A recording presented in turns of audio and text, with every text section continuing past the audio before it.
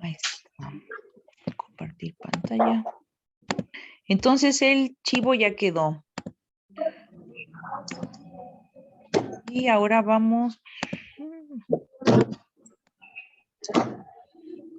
Y ahora vamos con el médico calculador. ¿Cómo es el médico calculador o portavoz?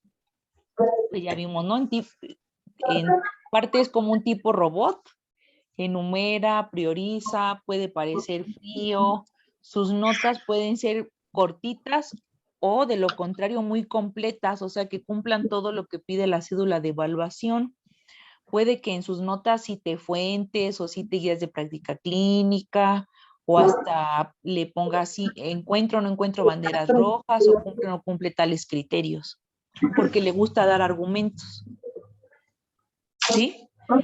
Sí. Y al ser el portavoz, pues suele también ser el resonador del grupo, da a ver el sentir del grupo, o puede ser que socialice poco, usa tecnicismos que a veces el paciente no entiende. ¿Les ha tocado ver este médico calculador? Sí. Sí. Ok, entonces ya también ahí guardado en su mente. ¿Y cómo es un paciente calculador?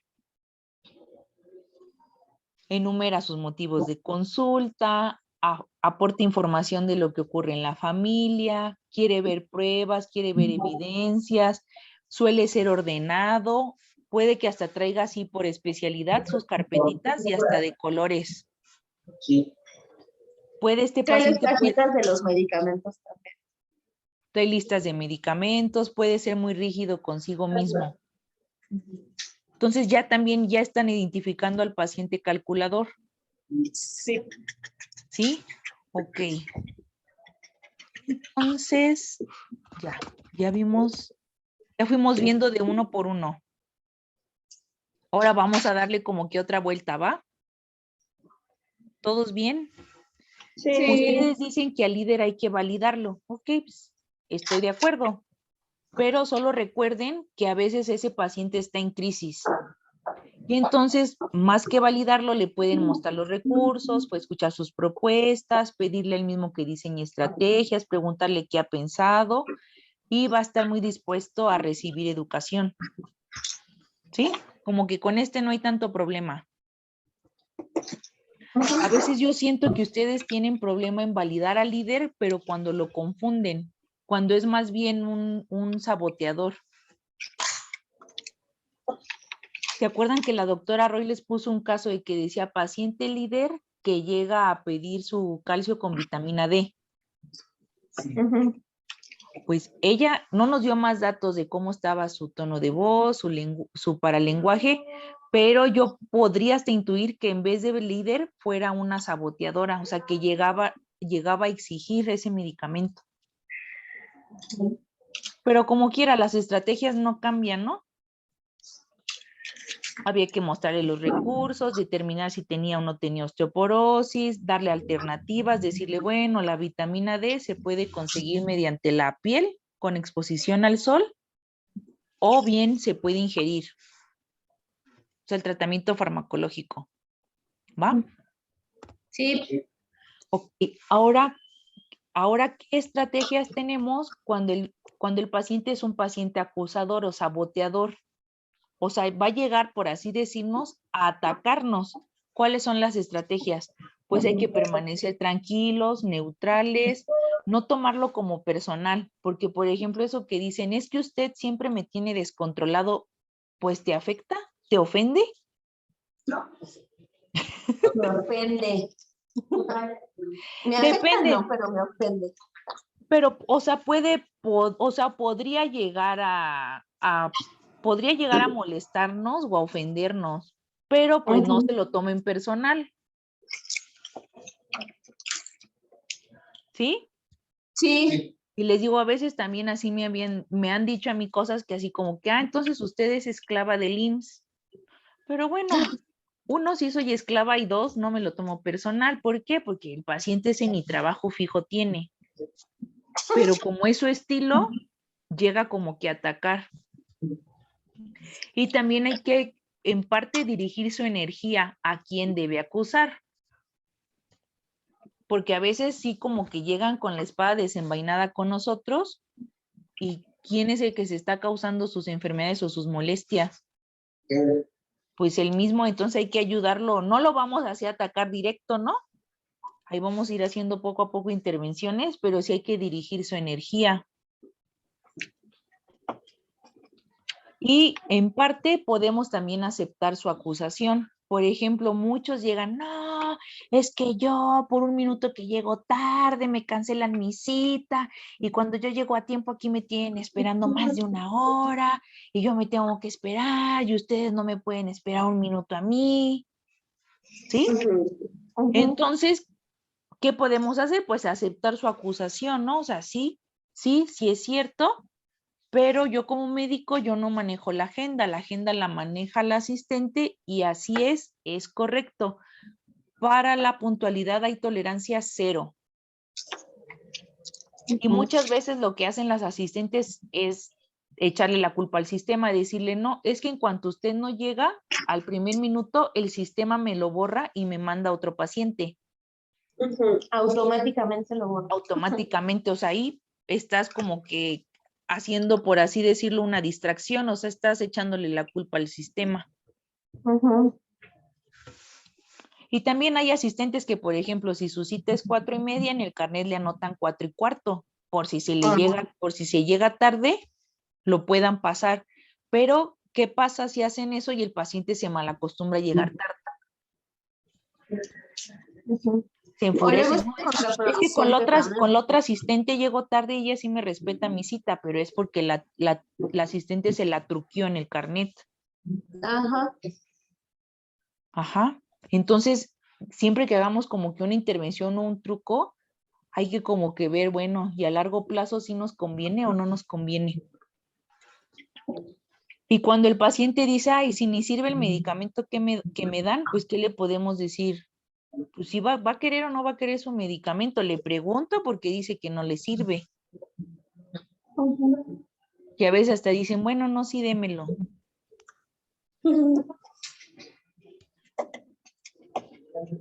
Y en eso de que el medicamento no me controla, pues aceptar también la acusación, ¿no? Pues sí es correcto. El medicamento es solo una ayuda. El que usted controle su glucosa depende de la dieta y el ejercicio que haga. El medicamento es solo una ayuda. ¿Va? Pero mantenernos neutrales. Ni el paciente nos puede acusar y echar toda la responsabilidad a nosotros, ni nosotros hacer lo contrario. O sea, somos un equipo.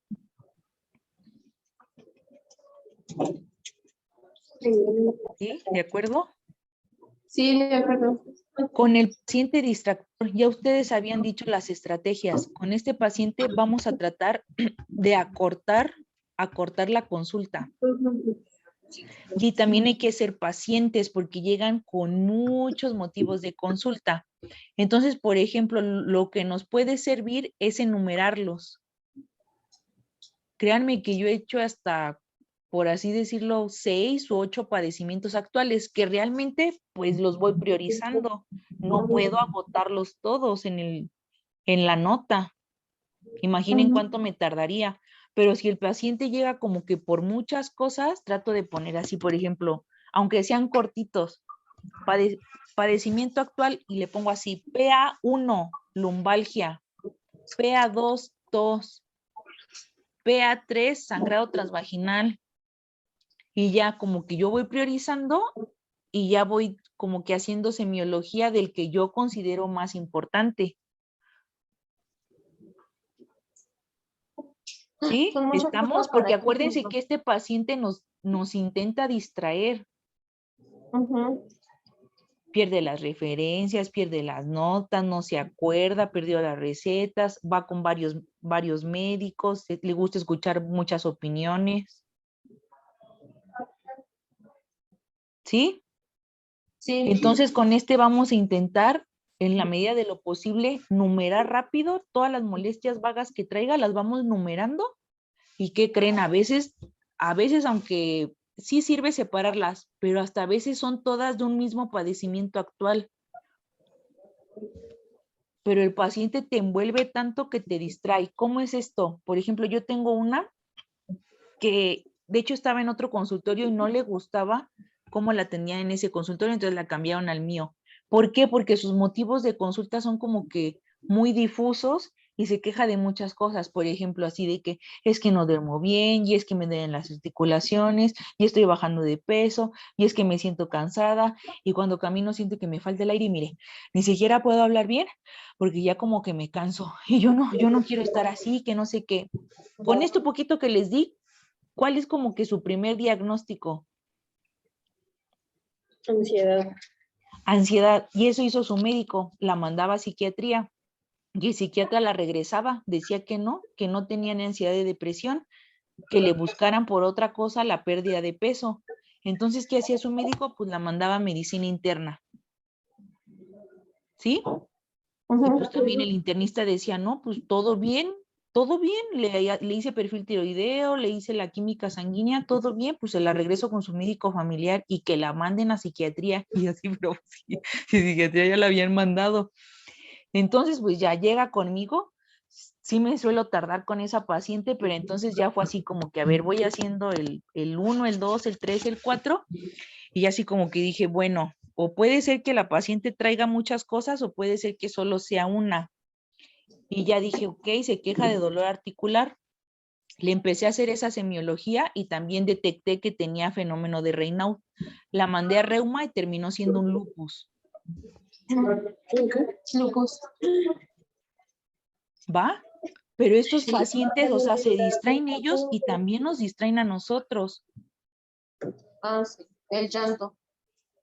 ¿sí? Entonces, la podíamos ver como que por muchas cosas separadas, o sea, por la pérdida de peso, por la artralgia, por el insomnio, por la disnea, que digo, también tranquilamente la podríamos haber mandado al cardio o al neumo, porque hasta cuando habla le falta el aire, ¿sí?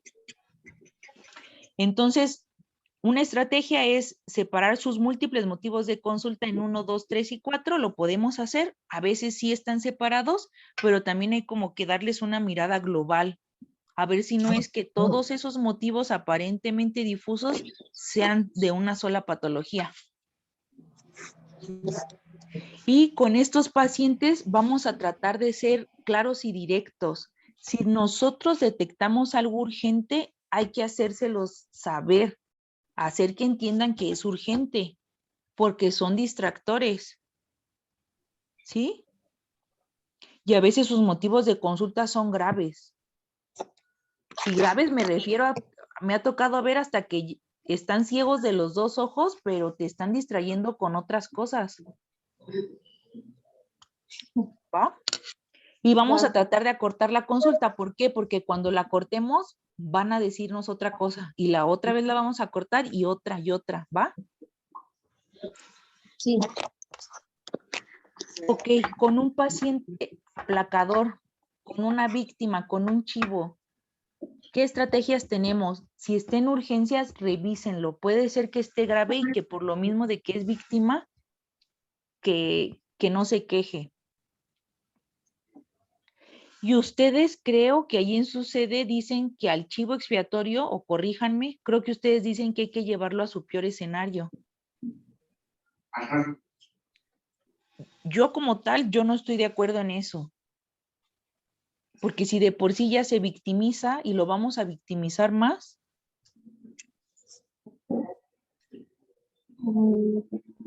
Entonces, yo más bien les diría que hay que mostrarle opciones de mejores escenarios.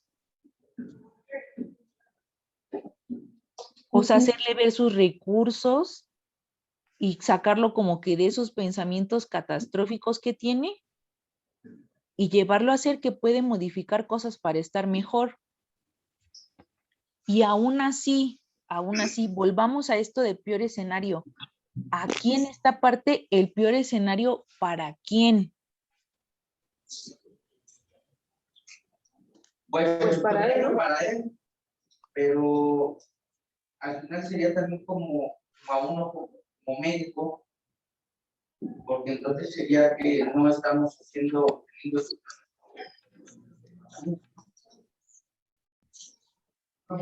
Por ejemplo, si a mí me preguntan, doctora Katia, ¿para usted que un paciente se muera sería un peor escenario? Pues yo de entrada les diría, bueno, si no es embarazada, no.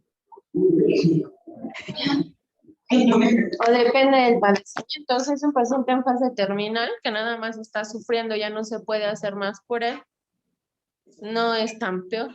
Sí, pero por ejemplo, supongamos que un hipertenso descontrolado se me muere. Ah, pues ya, se me murió y ya. Pero imagínense si queda con un EBC, con secuelas. Ujú. ¿Sí me explico? Sí, Pi. Porque a lo mejor hasta y hasta para la sociedad, ¿no? Puede ser que termine siendo una carga social, un paciente discapacitado o un paciente en diálisis. Entonces, para mí como médico, el que un paciente se me complique, para mí como médico es mi peor escenario. Para mí. Yo ahora les voy a contar una anécdota de un estudio de salud familiar que vi cuando yo era residente. Había una paciente adolescente con diabetes tipo 1 que cada que iba a consulta, sus médicos la llevaban a sus peores escenarios, de ellos, no de la paciente. O sea, le decían, a ver, como que si no te cuidas vas a quedar ciega, si no te cuidas vas a terminar en diálisis, si no te cuidas te van a ir cortando en pedacitos, y trataban de educarla, le enseñaban fotografías, le explicaban por qué es que se iban a ocasionar esas complicaciones. Pero ¿qué creen? Que esos peores escenarios no eran el peor escenario de la paciente. ¿Cuál es el peor escenario de un adolescente? No va a tener novio. Ajá, no tener novio. Entonces, hasta que fueron a buscar cuál era su peor escenario, fue que le dijeron, ok, está bien, tú quieres tener una vida normal, tú quieres ir a fiestas, tú quieres ir con amigos, tú quieres tener novio. ¿Qué necesitas para poder hacer todo eso? ¿Sí? Y entonces ya, pues empoderaron a la paciente y ella solita se empezó a inyectar sus insulinas. ¿Por qué? Porque si estás descontrolada y si estás en urgencias con cetoacidosis, no vas a poder estar donde tú quieres estar, socializando en fiestas con tus amigos, ¿va? Sí, Entonces, ¿pueden llevar a un chivo a su peor escenario? Pues bueno, yo de entrada diría, pues mejor averigüen cuál es su peor escenario y traten de sacarlo de ahí. Y porque no se crean, yo también he tenido pacientes chivos que en verdad yo siento que están en su peor escenario y ellos, no, esto ya es muy personal, yo siento que están felices. Por ejemplo, tengo una que todo el tiempo usó lentes de contacto, diabética, descontrolada, la mandé quién sabe cuántas miles de veces a oftalmo por infecciones, o sea, hacía queratitis, conjuntivitis, todo el mundo le dijo que dejara de usar pupilentes, ella decía que no tenía para comprarse pupilentes, y dices tú, no manches, ¿cómo si tienes para pupilentes y no para lentes? Total que ella sabía que podía perder la vista porque ya tenía hasta opacidades en la córnea, y se le explicó, ¿no? O sea, oftalmo, yo le dijimos, tratamos de sacarla de esos escenarios y no, el IMSS la terminó pensionando y créanme que hasta yo la veo pues tranquila, como que esa era su meta. Y sí me lo dijo, es que yo tuve mi esposo, ya se murió, pero a él sí lo pensionaron y recurrentemente me decía eso. O sea, a lo mejor para ustedes y para mí quedarse ciegos es nuestro peor escenario, ¿no? Porque pues ya no podríamos trabajar, pero pues para ella era lo que quería. Era lo mejor. También a veces me ha tocado dar malas noticias, por ejemplo, no sé, detectar una cirrosis hepática o así, que para mí, yo por dentro estoy pensando el paciente se va a poner mal o se va a poner triste, les doy la noticia y hasta me ha tocado, de verdad que hasta en su cara veo como felicidad así, uno hasta me dijo, ay, mi abuelito y mi papá tuvieron lo mismo. Qué emoción. O sea, yo hasta dije, no manches, o sea, para él ya fue como que, no sé qué pedos ahí traía atorados, pero como que fue una autorrealización, así como que hagan de cuenta que, como si le hubiera dado yo al paciente la noticia de que logró obtener un doctorado y que me hubiera dicho, ah, sí, mi abuelita y mi papá también tuvieron doctorado y es un gran logro. Así lo sentí cuando le dije que tenía cirrosis. Así que bueno, esto del peor escenario está muy discutible. ¿Qué hacemos con un paciente calculador o portavoz? A él le gusta ver evidencias, entonces, aunque nosotros ya sepamos su diagnóstico, hay que evitar anticiparnos, porque lo tenemos que explorar, tenemos que hacerle ver lo clínico, nuestros criterios, ¿no? ¿Le podemos encargar tareas metódicas? Sí, y aparte le gustan, pero también hay que enseñarlo a ser flexible. Porque puede ser que el calculador hasta se tome la presión 5 veces al día, y eso es bueno. No. Porque hasta le va a generar más ansiedad, ¿no? Entonces a este paciente hay que enseñarlo a ser flexible, a que no sea tan exigente, a que se relaje, a que no todo el tiempo tiene que ser correcto. Y creo que aquí vamos a dejar ya la clase, pero si se dieron cuenta, les voy a pasar las diapositivas, pero si se dieron cuenta, en esta parte de estrategias, son aplicables a todos los pacientes. Sí. Sí se aplican, o sea, podemos, aunque sea un chivo, lo podemos validar.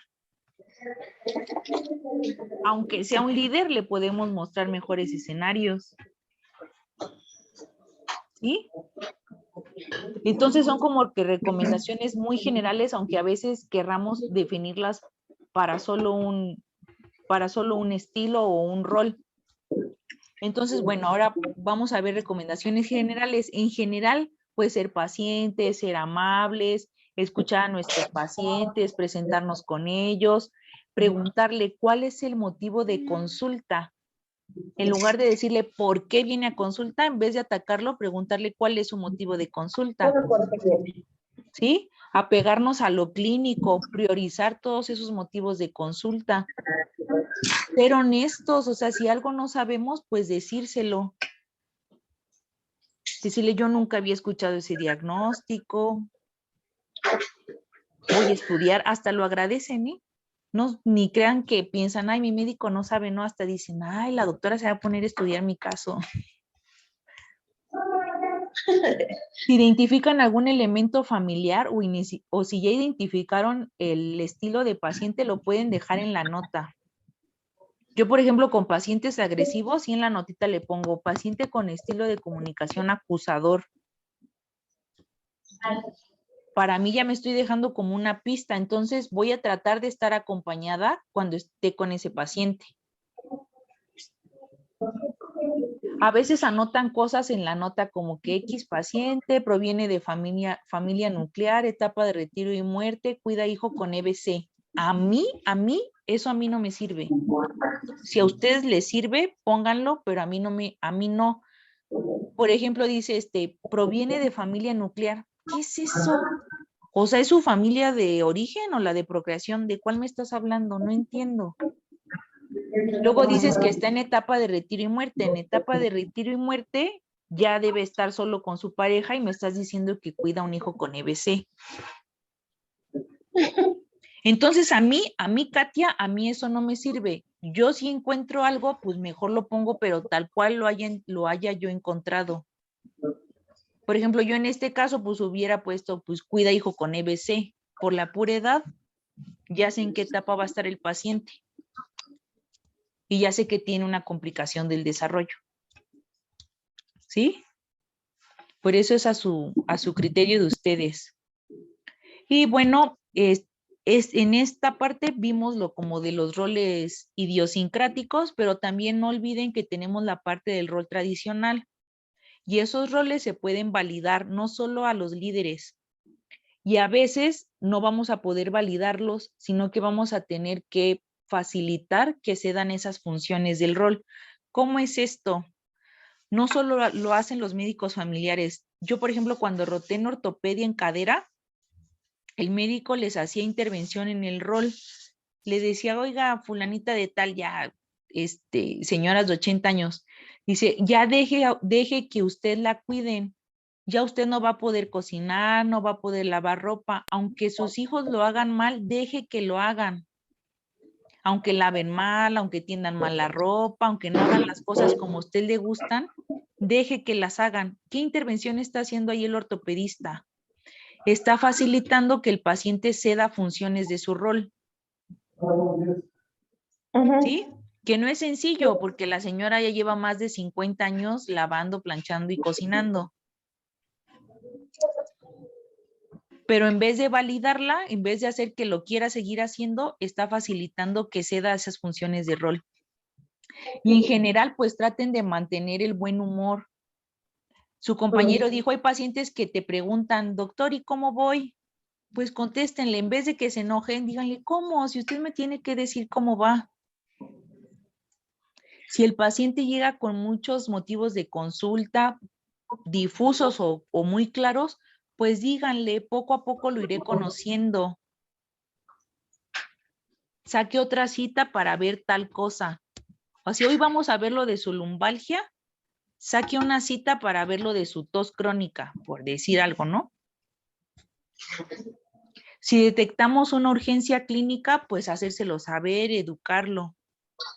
Ser pacientes, aunque nosotros, por ejemplo, puede ser que un paciente llegue con 400 de glucosa, aunque nosotros sepamos que 10 unidades de insulina no le van a hacer ni cosquillas, pues podemos empezar ahí de forma lenta. ¿Por qué? Porque si nos vamos con una terapia agresiva, puede ser que el paciente caiga en hipoglucemia y que le creemos, por así decirlo, como una fobia, ¿no? Entonces podemos empezar con 10 e irla, de acuerdo a los controles, irla subiendo poco a poco, en lo que el paciente y nosotros nos vamos adaptando. Y como médicos familiares, pues tenemos que aprender a convivir con la incertidumbre. A veces la especialidad no es tan agradecida como quisiéramos. ¿Y qué es esto? Por ejemplo, si ustedes ven a 100 embarazadas y les hacen un control prenatal perfecto y a una sola de ellas le pasa una desgracia, créanme que hasta los van a acusar a ustedes. Casi que aunque la hayan atropellado, van a decir, es que su médico familiar, de acuerdo a la norma oficial mexicana, en la primer consulta no le pidió el IFE. ¿Sí me explico? Están ahí, ya no los escucho. Sí, aquí estamos. Ok, entonces, a veces por más que hagamos las cosas bien o controlemos pacientes, evitemos que se compliquen, hagamos medicina preventiva, a veces el resultado no va a ser visible. Entonces hay como que nosotros mismos ponernos estrellita en la frente cuando hagamos las cosas bien. Y bueno, hasta aquí dejamos esta clase. Ya en la siguiente vemos sus dudas y vemos ya el modelo de la 5A. ¿Va? Sí, otra. Pues perfecto, chicos. Cuídense mucho. Tengan bonita semana. Hasta luego. Bye. Bye.